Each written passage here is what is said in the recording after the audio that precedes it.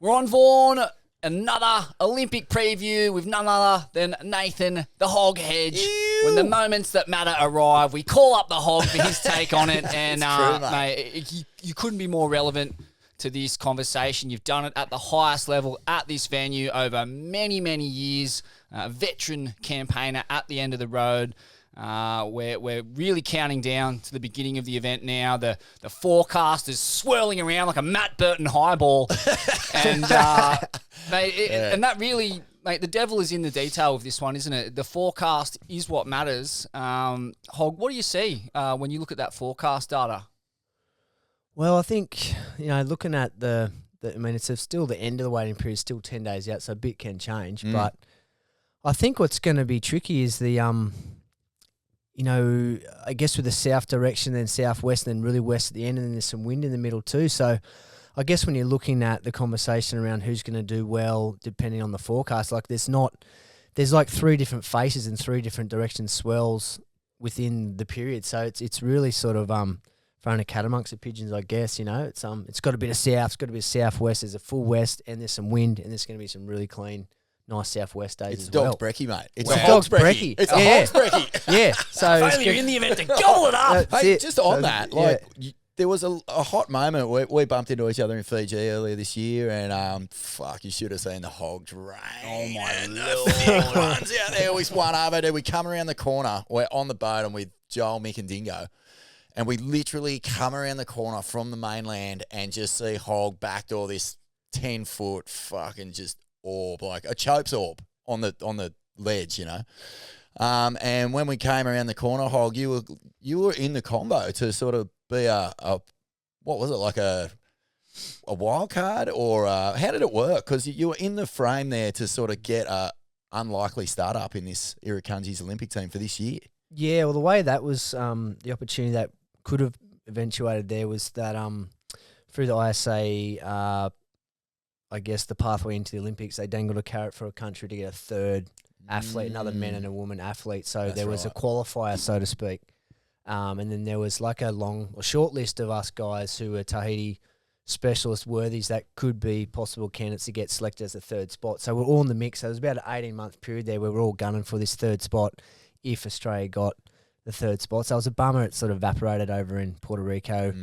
Brazil were too strong. Gabby come and stole the chocolates and everything and just ran away with it. So, the third spot evaporated, but it was really cool to be, nominated, and, the 18 months that I was Olympic ready, in short. So it was a really positive thing for me, and no, I didn't get the spot, but it was sick to be a part of it. Can you imagine this fucking little tube truffle pig? Put him in the green and gold, get him out at Chopes. Holy no shit. no nugget would have been thick enough for you, mate. Like nothing could have turned you away. The hog would have been nose deep. Mate, the thought of it makes me think we need Snout. some kind of nationalised competition, nation versus nation, to give guys like Hog a chance to put on the green and gold strip and have a proper crack. It's true, in waves mate. of consequence. Yeah, Puerto Rico's one thing, but, something that's televised and has all the bells and whistles attached to it. I'd love to see it. Yeah, sad that you didn't get that opportunity, mate, but it was pretty awesome just watching you dream big, because you're that kind of guy, and especially when it comes to the green and gold, this guy, he's an Anzac, mate. He's a trenches warfare kind of character, and that's why we're stoked to have you in here, man, because we can't wait to pick your brain on this Irukandji push. You must be, what are we? We're less than 48 hours from the opening ceremony. That'll kick off on the East Coast. I think it's 2:30 in the morning. And then the surfing's one of the first sports that we'll see, mate. So just give us your kind of, your sense right now, having been in and around the HPC and that Olympic convo, being in and around the athletes, knowing the wave is one of your favourites.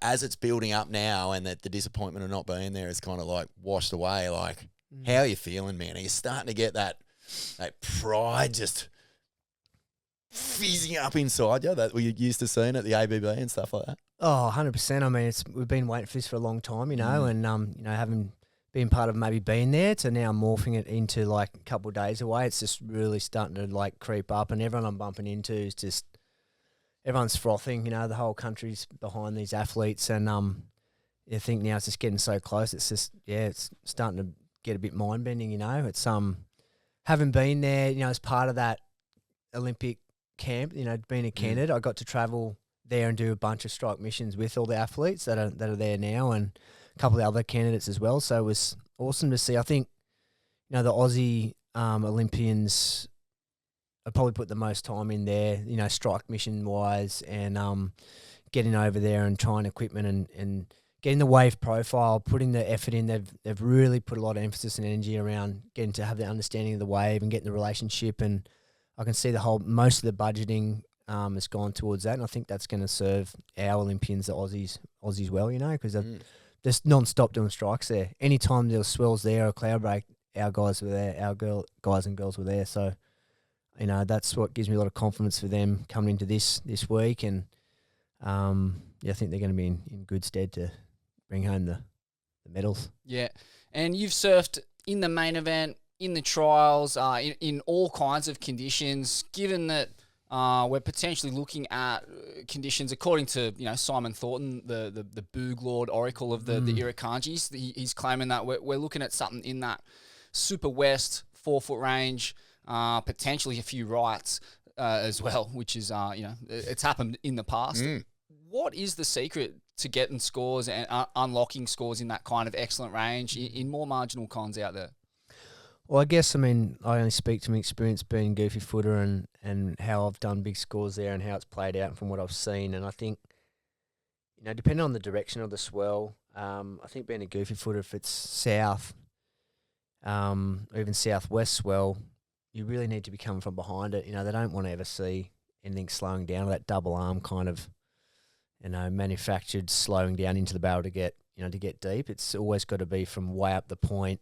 You've got to come through sections right over foam balls and come into that last bit in high speed. So I think that's the formula for the guys on the front side. Whereas backside, they can kind of get super technical. I guess I'm referring to my heat with Jack Robbo, who is probably the best at it, getting up high, wiping speed off. They can manage the brakes and manage the speed of the barrel, like stay in the barrel for as long as they can, managing the speed to stay covered in the barrel as coming out. They can put brakes, go forward. They can really tweak that on the back end. So I think, the point of difference to get big scores being a goofy footer is having to sit further up on the top of the reef, get those ones that really hug. They've got heaps of end section on them, so you're flying through those ones. CJ Hopgood ones and Gabby Medina, he's 10 like that style of wave. I got a wave against Toledo, that my 9.7 something or whatever, that was one of those ones. My back foot came off, it was one of those ones. In on the reef, heaps of sections coming down, real long, driving through the pit. And the backside guys, obviously they can, I think it's just about they can get super technical, and the big bombs, the ones they're just pretty straightforward. Come out of the barrel, make the drop and make the barrel and come out. It's a good point. When it's in that more marginal range, the ledge is a little bit more difficult to read. Who do you think that will favour? Is that going to put guys who haven't had the reps out there at a major disadvantage? Yeah, look, I don't really see anybody doing very well getting to the point end of this event if they haven't been and done it before. I just don't see it. Other sports you can come through and have someone come from nowhere, but this event, this location, I just don't see it happening. Like the pressure of the moment, pieces of the puzzle together, having that scenario, I just don't see it pulling off for some. But they're going to have to have been and done it before, to some capacity. So I don't think there's going to be any real big, massive surprises. To be honest. Just on the front side versus backside thing, man, they make it so hard for goofs out there now. Like I was thinking about Ramsey Bookheim's over the foam ball thing, and just how, in the end of the day, it's just fluky to get over a shock wave that's so intense and so gnarly. Whereas like that double arm drag on the front side, you have to do it to get in that position to come from over that foam ball in some ways. But on the back end, like you say, you can kind of cheat code it a bit because you're not getting judged as harsh if you're dragging your ass in the wave. It's just exactly. it's a good thing to sort of point out because, the goofs have to almost they've got to be so on the shocky to get a score that it's just fucking madness out there. Yeah, it seems crazy. Good point, man. Yeah, I guess that's a big thing, and there's no. It's always been a bit of a discussion, a debate with the judges should be in the channel looking into the barrels and see the work done inside, as opposed to on the tower looking in front, because they can't quite see how technical what's going on inside. Like maybe there's a no arm grab from backside, where it's like, wow, it was a 7, and then they're like, what the hell? He went no arms the whole way through. It's like, well, unless you're a Kelly or a John that go no arms from the start, you're not going to see that, you know. So it's always has been a thing, like over the last 20 years even. It always pops up, you know. Oh, there should be 2 judges in the channel, maybe 3 on the tower, and then, you know. So, yeah, it is a thing, but, I mean, I guess they get it right a lot of the time and they can't be everywhere. And I think that front angle shows how deep you get, so they're in the best spot. Don't you reckon, Smithy, in that last Chopes comp, we were commenting on just how many mistakes John and Gabby made? Like, they were getting tossed like salad a fair bit, which you're not used to seeing of those 2 guys. Like, so they know how deep they got to get. Yeah, absolutely. You've got to manufacture risk in that consequential size. You know, you got to be deep. It has to look sketchy. You have to look challenged to make the pit to get a score in that excellent range. You know what's funny though, dude? Like when Chopes first came onto the scene, and crew were like Wilsey, Wilco. They've all told stories of getting the wave of their lives, standing there just spatting to the channel, going, "Ew," just like so exhilarated, so over the top frothing, and getting a 3 for it. Best ever. I love so that. Classy. Yeah. And I mean, say it is in that more marginal range as predicted. You know, what's that going to do with the judging? Will aerials come into play? I mean, you know, a hollow barreling section on a smaller wave is also the perfect, you know, full rotation alley-oop section. Do we see that coming into play? Someone like Medina gaming it a bit and, just launching a few big full road oops and getting scores for that. Well, yeah, Smithy, I mean, what I saw and checked the forecast this morning, I think there's a day where it goes pretty south if they have to run. So it could turn into a point break, and that's what I reckon the turns and a bit of that will come into it. You know, even Ethan backside blasts and guys like Cal Levasta will be putting the full artillery over it as well, you know. So, I think there will be a period through this Olympic Games where it does go to turns, combos. And then if someone does get a legit barrel, you know, not too manufactured, but actually pull in, well, then it's going to go, that's still going to be the 8s and 9s.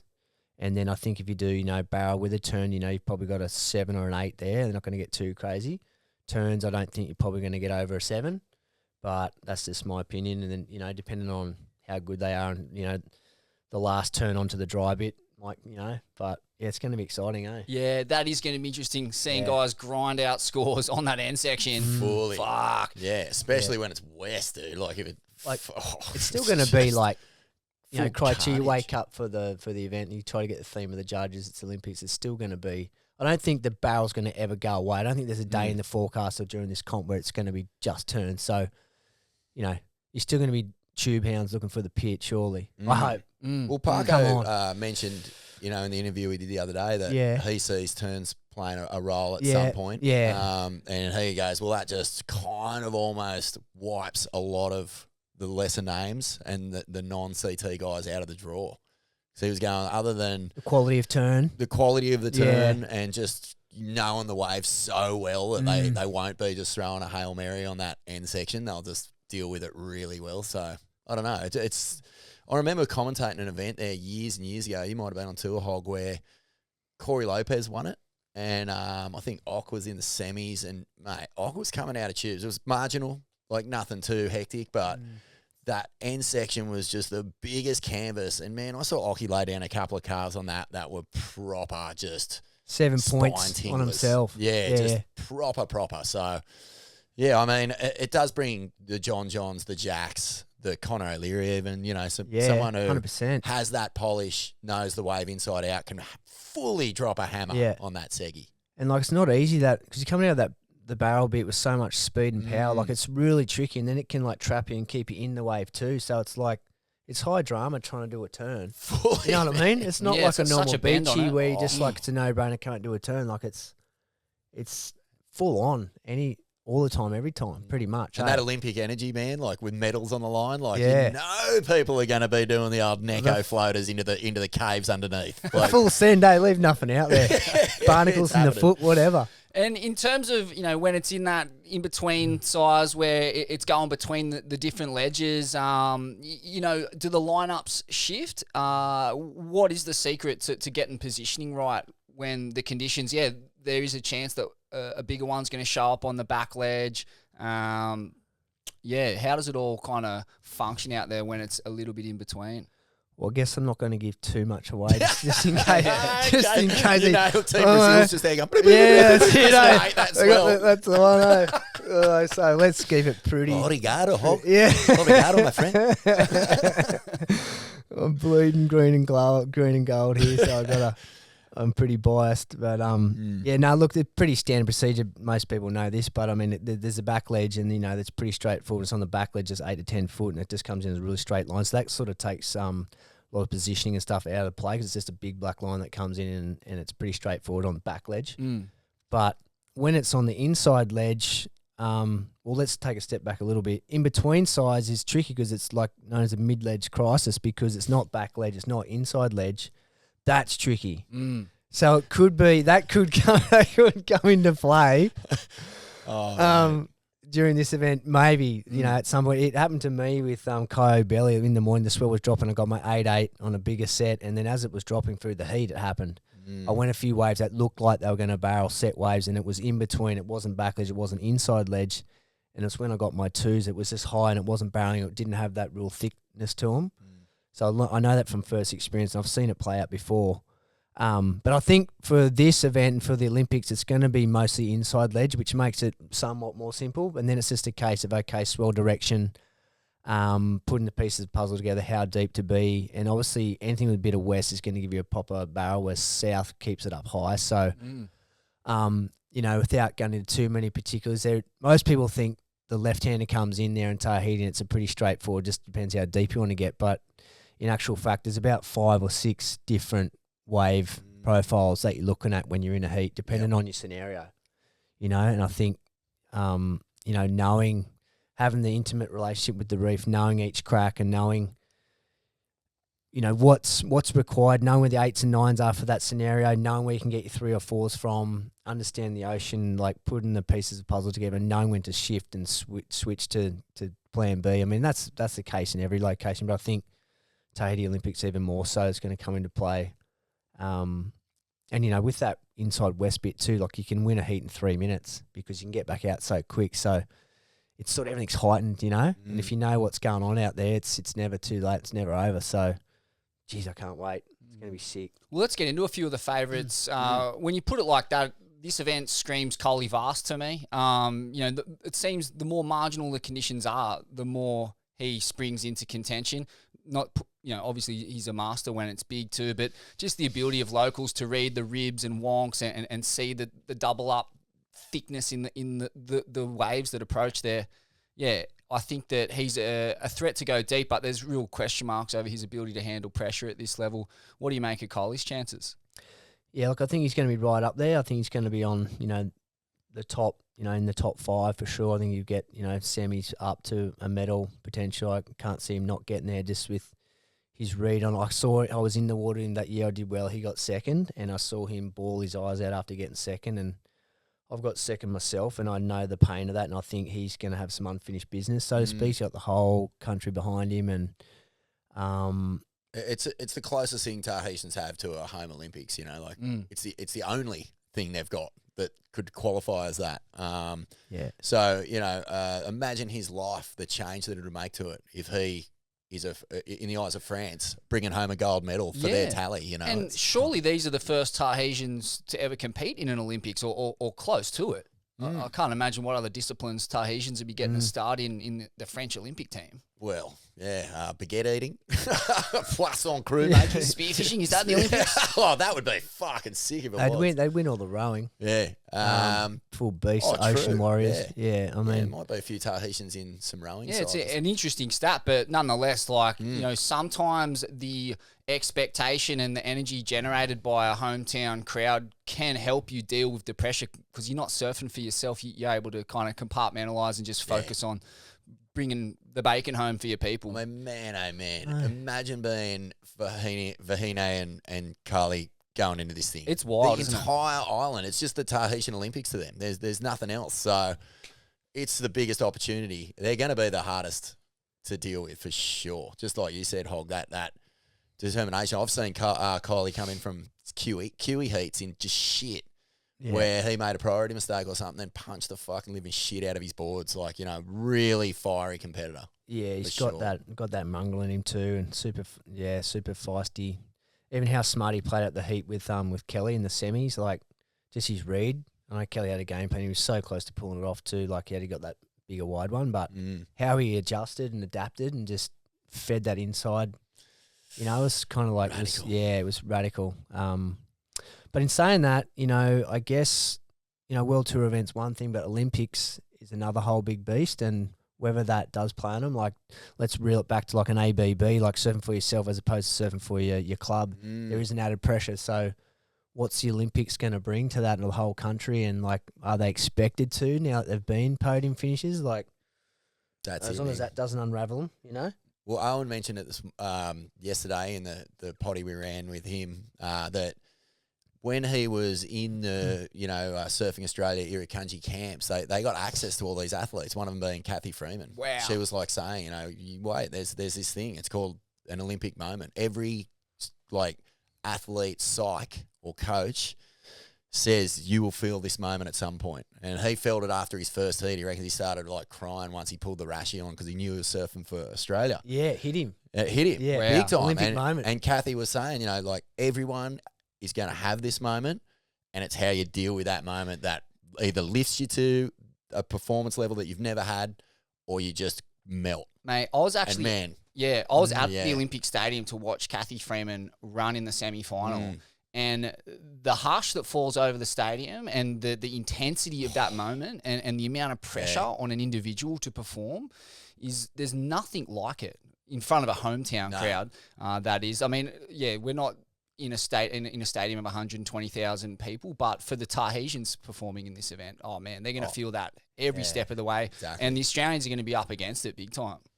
All of the international competitors. I think so. The Olympic moment's going to definitely, it's going to be with the locals. I'll tell you, when you think about it in those terms, and this just basically makes the point that Hoggy was making, validates that point exactly, is that, like, it is a totally different experience. You know, for a lot of people surfing just in a CT at their home event, that comes with, you know, that comes with one sort of feeling around it. But this is unlike any other event. You know, once in 4 years, it's a once in a lifetime experience. So you're not going to get a second bite of the cherry, probably.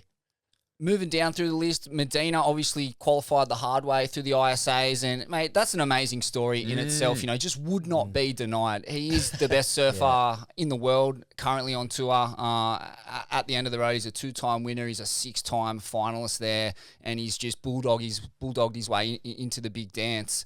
How do you feel about Medina's chances given the forecast?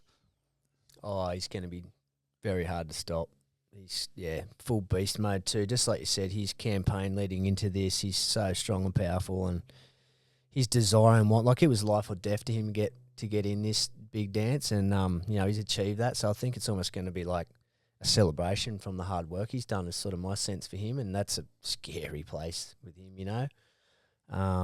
Just a beast of a competitor, and he's just going to be so hard to stop. There's no other way to push your work at it. He's it's going to be gnarly. Missed out on a medal in Japan, obviously. Italo wins the gold. He's not in this event. And, I mean, so Medina, when he's in a mood, what's he like? You've surfed against him at this venue in all-time cons. What's he like when he's fired up? Yeah, you feel him in the water. You know what I mean? Like, he has a real presence, and he just demands you. Like, you're in the heat with him. He's just, I mean, the one heat we had, we went so far up the end of the point, try the inside, which I love doing as well. And then I just came back to surf my spot because I figured just focus on getting the right waves and do my surf. I don't need to get caught up in this, because just pick your right waves and that's your best chance, you know. And he still just brained me and got the better, bigger waves behind, and just didn't put a foot wrong that event, and he won that event. That's the year he won the world title, 2014. So, he just doesn't give an inch, and he's just so calculated and smart, and he's so strong. He's just hard to get knocked off, like, especially out there with the foam balls, and just his strength. And I guess anybody who's ever done any well out there, if you look at it, the common thread they've had is that desire and the want, and it's almost like the eyes roll back and they go to another place and they have to override any logic. And I think he's just got that, you know, he just, oozes that. That's what it's going to take. Yeah. You know, no soft cock's going to win out there. No. And even if it's like not even the size of the wave. I mean just having to go to another place. You know what it demands of you to continually front up, like what it demands of you to do it out there. It's a certain type of person. I love that insight because So he's cool. peerless in terms of his grit and mettle and just his sheer desire to get the job done. He comes from a tough place. It's just in him, and you can't really say that as much about the other big time contenders in this draw. Like I think in terms of sheer want, Medina's, he's maxing out the scale. I think it could play into the Aussies' favour. I think, like, just without getting too far ahead, maybe now we're going to go in the list a bit, but I think, like, obviously Jack's a past winner, but someone like Ethan who's sitting there, like, look at Sportsbet or something, like, he's not the roaring favourite, and all the other talk and hype, like the people that have won it, maybe there is a little bit of expectation or weight on their shoulders knowing that they've won it, and people saying, well, maybe they should win it or they've got a real chance, whereas someone like Ethan sitting there and he's had the final 5 pressure, he's been in the mix for world titles, he's got a bit of a bone to pick with the injury, not getting to surf, like there's some good stuff, but we're not really... Well, the whole world probably hasn't got the brightest light shone on him to really perform. So I think that places Ethan in a really powerful spot. And same with Jack. Like, I mean, he's one of the roaring favourites for sure. But I think, I sort of sense a lot of the talk's going to be on Cowley, Gabby and John. I mean, I hope that plays into the Australians, into our court. Clean sweep. What do you reckon? That's what Owen was picking. Yeah. He was saying Why 4 not? medals for Australia. Yeah, straight up. He was just going, I can't see anyone beating us. Yeah, We're why just- not? Yeah. Amazing. Yeah. I mean, Ethan can get it done in marginal left pits. Look out his local spot. That's fucking... Yeah, 300 days of the year, it's got fucking, nice little Nuggety little beachy left. cones, Yeah. offshore and Orvley, like glitchy little chandelier pits. Like Exactly. that's his bread and butter. So I don't see why he can't get it done. If it enters that more consequential range, like the cream's probably going to rise to the top, you think, with John and Medina.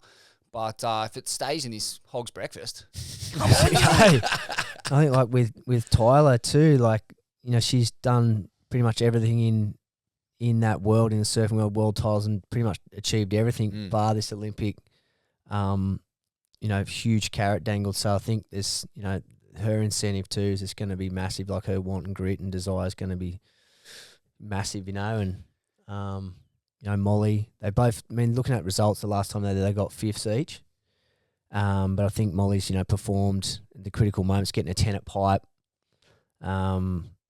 And just the work, like I've seen her when we went over there for our raids and our strike missions and with Team Australia, like not shitting you, she was looking for the same waves that I was looking for. Wow. And that was just so impressive. Like once upon a time, go back a decade ago, the girls were looking for a different style of a wave, and you'd sort of be sitting in the lineup, whose turn it was, and it just wasn't how it is now. Like the girls are looking for the same waves as the guys, and it's just blew my mind, and it just played out this year because I seen them go and you'd see them swing and that glitch of like, okay, I'm going, like. And Molly was doing that, I wasn't there with Tyler as much, but she'd be the same. Her hell for leather approach is impressive. Straight out of the neck, and North Shelley, mental. like she's raised by Yeah. absolute slab heathen maniacs, and you can see it in her for sure. She goes as hard as any women in the history of the game. But talking about coming from this place where there's no hype on you, there's no spotlight, there's no real sense of belief. Tyler and Ewing are in that space. You've come from that space, Hog, many times in your career and gone deep in the draw, particularly at this venue. What's it like to inhabit that space? It's just all empowering. I mean, I guess it's it's what drives you, and coming from that passion and your why and why you're there to do it, and what's driving you. And I think it's a great spot to be in because, like all the pressures on the other people's shoulders, and just personally speaking for me, it was just like, well, the gratitude and the I guess just the opportunity to be there and to be able to have the chance. It's just massive. It just can't be manufactured. It just comes out in you. Amazing. Yeah. I feel like the Irukandjis, the way that the Olympic program kind of is set up is to really get you in the moment and understanding that every second of it is the sort of reward. You just, every time I'm around that team, and it's a big team, up at the high performance center, and the sites, the trainers, the conditioners, the admin, like everyone is all about making sure that the entire journey is to be enjoyed. Like once you qualify, and these pathways exist from junior surfing all the way through now, but once you're in that 4 and you're representing Australia, it's so healthy, man, the way that they're doing it. That like even just that little sort of look inside the compound with Bemmy and the Instagram stuff. Like, there's just this pure enjoyment of the moment and camaraderie that's been sort of born of a common goal. And I don't know that. But to get to that sort of that space in the past, I think you did have to have that appreciation.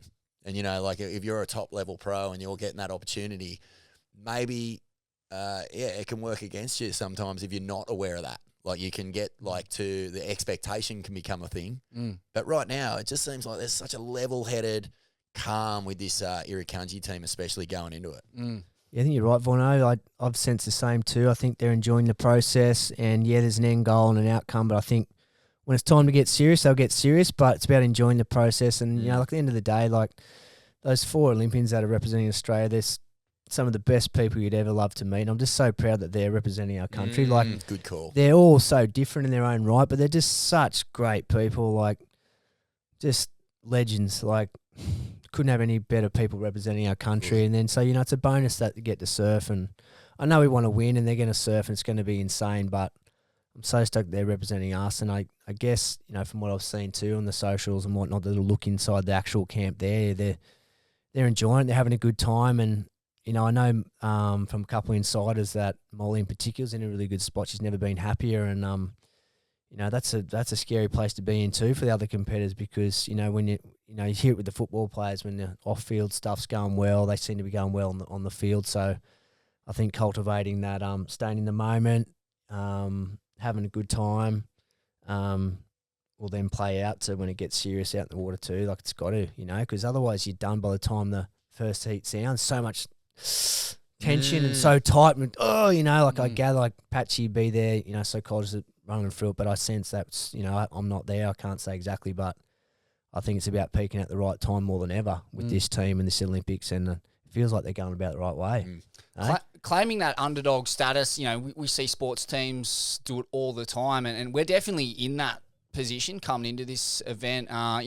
One thing that does concern me is that none of our athletes are in a particularly good run of form. Molly's been, there and thereabouts since the Hawaii season. Tyler's struggled for fitness. Jack had an early round loss at Chopes. Ethan hasn't really proved himself there. But like we said, that's not necessarily a bad place to be when the world's writing you off. That can be such a motivating force. But when it does get to the pointy end and those pressure moments arise, like how do you keep the noise out? How do you keep the focus, keep the positivity going when, you have had a less than ideal run in to this event? I guess this is bringing it back to your own performance, as always, like really trusting in everything that you can control. Just bring it back to the real simple things. I know my equipment. I've been coming here. I've connected with the waves. I know which waves I'm looking for. I know what my recipe is within myself. It's just bringing it back to my performance. And however, everyone's got their own ways of doing that, but because then all of a sudden that external noise quietens. You get, focused on the task at hand. All of a sudden you're like not making weird shit decisions on waves that come in. You know which ones you're looking for. Things just become a whole lot more simple. And so I think that's going to be the key in how you do it. It's reeling it right back in. I had a good chat to MF about it, a few years back, and he won't mind me sharing that with you guys, that I was just blown away. I was like, how'd you take off on that wave at Pipe with X amount of seconds to go for your world title? Like, what was going through your head?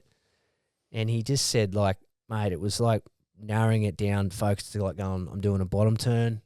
Now I'm doing a top turn. Now I'm pulling in, like just broke it down like that, like so simple. Just back to your performance. And I've picked Tommy Carroll's here on it many times, going to these events, and how do you do it at Pipe? What do you do? How the hell did you do that? And he's like, just bring it back to your performance, and then that just keeps it a lot more simple. So it's going to be a big ask with the Olympics going on and all the hoo-ha and medals on the line, but I think, they can do it. Mate, if anyone can do it, it's Tyler on the back of her brother's performance in Japan. One of the most clutch wins in the history of Australian surfing, probably the most emotional I've ever been watching a heat. So, I mean, she's got the perfect sounding board there in the Big O. Moving down the list, John Florence, a raging favourite if the conditions show up and it's quality, but in more marginal cons, you reckon he can still get it done? Oh, yeah, absolutely. I mean, he's just freakish talent and ability. In the waves like in Hawaii and Tahiti, he's he doesn't see. He sort of like never gets knocked off either. He's gnarly on the backside. I think he's in the top 3 conversation for sure. Has to be top 3 or 4. He's medal conversation no matter what the conditions are. I mean, I like it better if he's for his chances. If it's the iconic heat with final with him and Kelly, that 8 to 10 foot, but. Yeah, I don't think there's any conditions he's going to be not too favoured in, really, John. What about just your take on this, Hog? Like, you love the arm wrestle, you love the elbows, you love the shoulder-to-shoulder paddle battles. Like, you're not, backwards in coming forward when there's an actual threat and a physical threat in your face, whether it's Gabby, fucking Slater back in the day, whoever it was. You love the wrestle. John hasn't really loved that in the past, and he's not going to be surfing against familiar faces in a couple of these heats. Like, there's going to be crew who he doesn't know. He doesn't know their act. He doesn't know anything. He probably knows them, but, what's he going to do when he's confronted with someone who's going, fuck, this is my shot, mate. I'm not going to get on tour. Like, get out of my way. Like, because we've seen him melt a couple of times in the past. The most obvious one being freaking Zeke at Bells. That's been his Achilles heel always. And this year on tour, he has just run away with it. So there hasn't really been a in-your-face challenger. So this could be, a bit of a wake-up call for him. Do you think he'll step up? I think he will. I think he's got this will be something bit bigger to aspire to. Gold medal there. I mean, I hope he does. I'd love to see him rip in. I think he's got it within him. But yeah, he doesn't have the buffer zone of what he's used to. So, I mean, he's still going to have priority, and no one can really, once the priorities get set, it's up to all it plays out like it should. Is, and this was like a little exclusive that we got the other day talking to Bemmy, is that at the start of every heat, they announce you. They announce the surfers in the heat. So I guess it's like the what is it? The WWE, wrestling, WWE the wrestling Sakurima style walkout. And apparently you've got exactly 2 minutes to get from the boat when you get announced to get into a spot where you're in priority. I love that. So it's almost like a beach start. Dude, it's a beach start, basically. Off the diving blocks. Yeah. And Bemmy was saying, this could be proper. So, like, let's say I think John has, I don't know who's in his heat, actually. I've got to have a look at it. But, straight off the bat and right throughout the draw, imagine him and Medina. Like meeting up in a semi or something where they're on the boat and then they've got to do this paddle battle out to the ledge. Or that's sick. Bring it. Insane, man. So it's a real thing that he probably will have to, confront at some point. For that start, not have the cushy waiting in the channel. I mean, I've seen Slater do that though. Like, I literally seen him come across with a brand new board because I was on the out and own boat, waiting for him to rock up, and he's come on the boat with Raymond, and there's like seriously 3 minutes to go in the heat. He's waxing up a new board, puts the rash on. He's paddled in the lineup with like a minute 15 to go. Like, cool. So 2 minutes is, it sounds like jack shit, but seeing what Kelly did with it under like a minute thereabouts, it can be done, and he did it pretty cool and calm. So I'm still frothing on that scenario of the 2 minute going together, but it can be a long time too, and I've seen Kelly do it. So I hope there's some nuts battles though. In terms of dark horses, who you got on that list? My own picks, Al Cleland Jr., just a freakish free surfing talent, a master in tubes, up to that kind of 6 foot range and beyond. But, looking at this event, that seems to be what's relevant. And one of them guys who's just that good that he could find rhythm and go deep. And then Zhao Chianca, just a gritty, grindcore, competitive firebrand, super consistent, full of courage, a master at this venue, as he is at Pipeline and other hollow waves on tour. Pretty guaranteed to put up a couple sevens and make you earn victory. Who do you think deeper down the list has a chance here? I reckon my dark horses I looked at. I reckon we got Ramsey. based on his performance, and he's just a freak. And on the forehand too, I think he's gonna make it tough for some other competitors. And Conor O'Leary, full under the radar, just nuts. Got a lot of time for Conor surfing out there, and I think those two goofy footers are my dark horse picks on the men's side. That's I actually same. I was looking at Ramsey and Conor too, because I just feel Conor. He is the guy in that list who has all the ingredients, hasn't quite got there on the CT to, nail his first win. But it just would not surprise me if it just all falls into place for him. He's just always, it's just a full gut feel thing. And Ramsey, I think maybe I just want it for Ramsey. Like, I'd love to see Morocco bring home a medal for surfing. It just would fucking elevate him to a whole nother stratosphere in his country. But obviously, this is dark horses. I'm going beyond the green and gold here because I don't really see the Australians as sort of, I don't think they're like the top of the tree as far as the favourites go, but they're definitely not anywhere beyond sort of like medal contention. They're definitely in the medal convo. For sure. I feel like the other countries, you're kind of going, wow, imagine Japan and Morocco taking medals home. That'd be psycho. Yeah, absolutely. It's an amazing position to be in as an Australian surf fan, knowing that we're not coming in as the raging favourites here. We've got plenty of work to do. With the vortex shaman in there, it just seems ludicrous. Yeah, that's it, eh? I mean, it's a good spot to be, hey?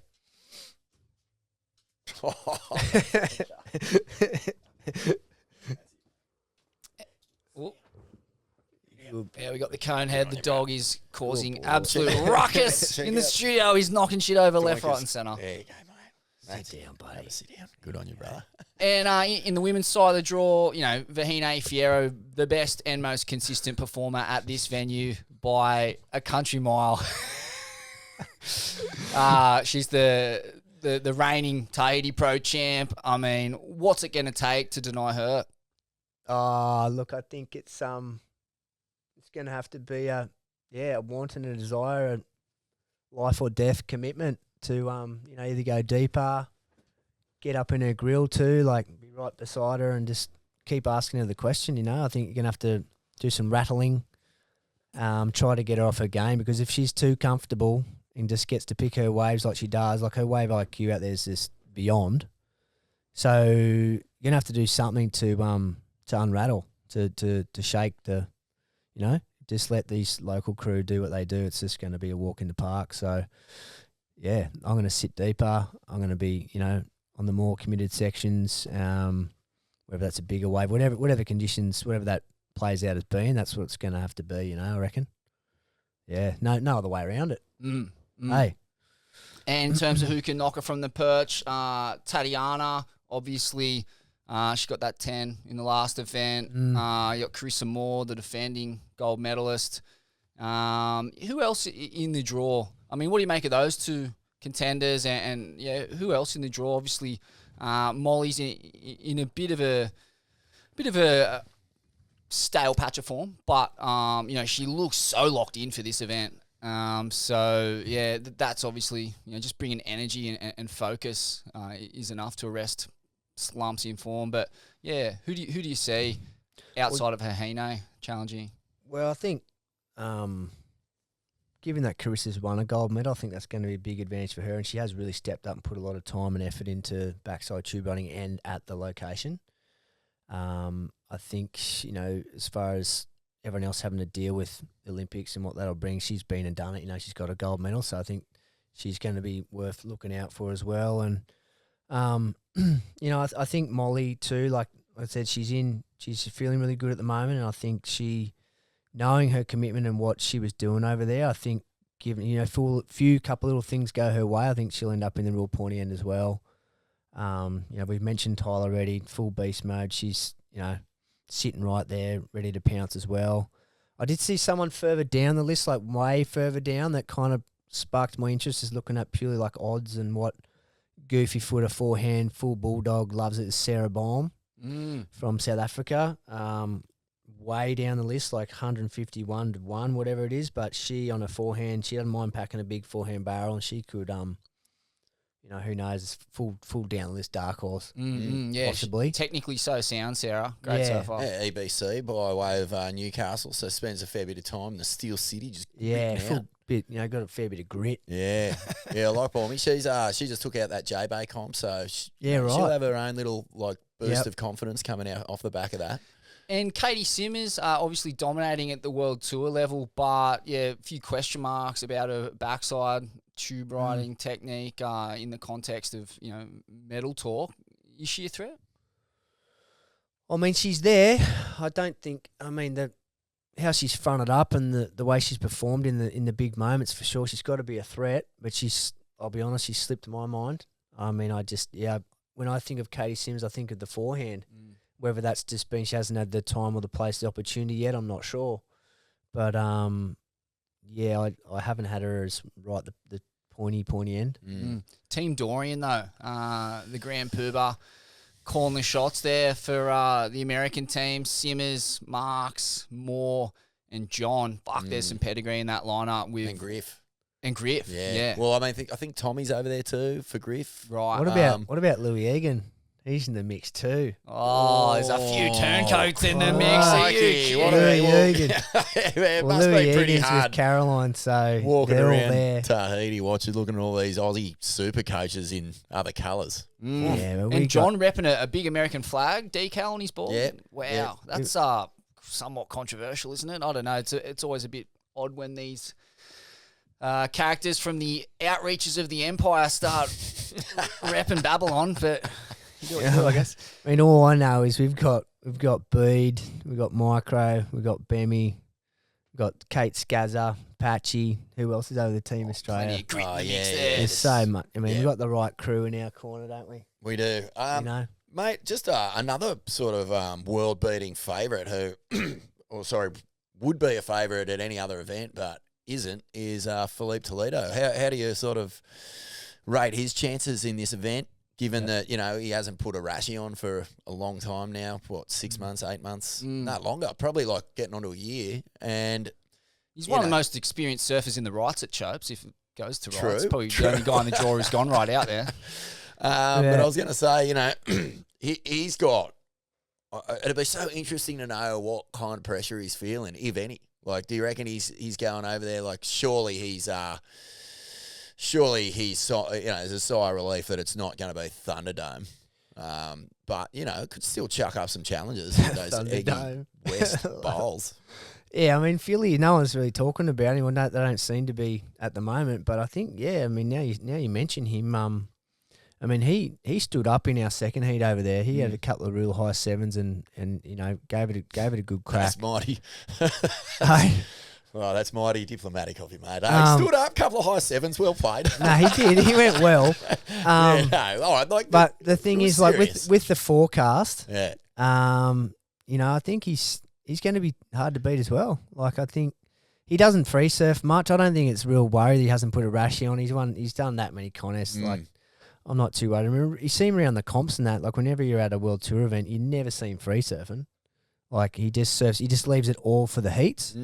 So it's a different approach, but he just puts so much into his heats that he just puts everything on the line. And I think, that could keep him fresh. And if he's stoked to just be back and getting barreled, and while these other teammates take all the heat of Gabby and Jao Chianca, he could just do his thing and end up surprising a few people. And in terms of Maybe. body language, sharing the water with him in that World Tour event, what was he like? With the shoulders hunched forward? Was the head down? Like, where is the confidence levels of puckered Phil, dare I say it, at the end of the road? Oh, his first heat with Kelly and I in the water, he wasn't doing that well, but he looked a bit, didn't know which waves to get and stuff. But like I said, the second heat, he kept me honest, that's for sure. So I think he's taken off on big waves out there before, not with the Ration so much, but I think it's not like he's never done it. He'll be able to, I reckon, with the forecast, I reckon he's going to be in the mix. Yeah, Just because it was like a such a competitor. turnstile at the gates of Disneyland for you and Goat in that first heat. He was just going, just watching you guys just go into the fun park and pick the eyes out of Space Mountain.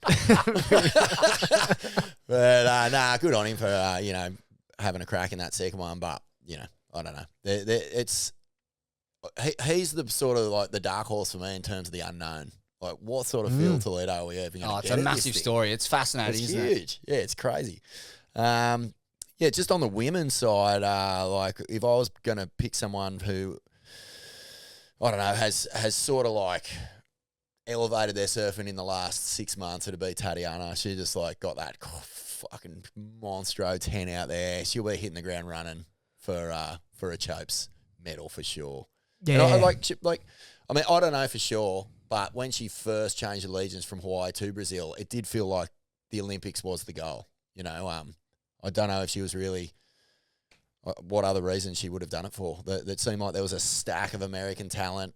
Was there any need for her to do it? Did she really want to connect with her Brazilian heritage on that level? It seemed like there was an opportunity for her to get that gold. So it's been a clear motivation for her for a long time, the Olympics. Yeah, it's a real strategic, calculated move, I reckon, too, Vaughn. She's seen that coming, and yeah, I got to agree with you. Like, she's she got third last year, this year in the World Tour event, but got the 10. Yeah. And her barrel skills too. That she's going to be right up there as well. So, yeah, bring it.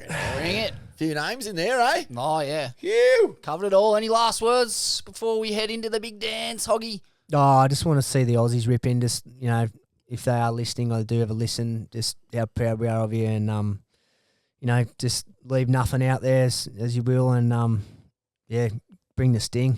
Bring the sting. Yeah. Hey, where are you going to be watching it, though? Because I want to be where you are, man, because I know that the fucking forward vein will be full throb mode. What will you be wearing? Will you have, like, bowls of Cheetos and cubes and green and gold Cheetos? It's gonna have to be. I'll be up early. I think it's a good thing for Aussie surf fans. We're going to be blessed with some morning heats, and I think they're 4 hours ahead of us. So no, we're stoked. I hope won't be missing a second of it. Glued. And any tips on potential run days? If they can run the 27th, which I think they can, I reckon that's a good first day. And then it's going to be interesting because there might be like 3 or 4 days off where the head noise and stuff could kind of, a few people might start thinking about a few things. And then like, 3 days at the end. So depending if they need, I guess, 3 or 4 days to run it should be a day at the start. And then depending on what happens. That is such a good point because the end of the road is very quiet when there's no waves. There's not a whole lot doing there. And, I've seen the best delaminate during flat spells during the World Tour event. The noise can definitely get to you. Fully, man. Yeah, so, frothing to see it play out, eh? Good on you, Hog. Up the Aussies. Bring the sting. Thanks for coming down, legend. Stoked, boys. Thanks Frothing a lot, to get eh? your insights. The Hog, mate. He's always How in the good is trough. he? The iconoclast himself. Mad. Thanks, lads. Yeah, mate. Yes, baby. You're a kanji. Go, Joy.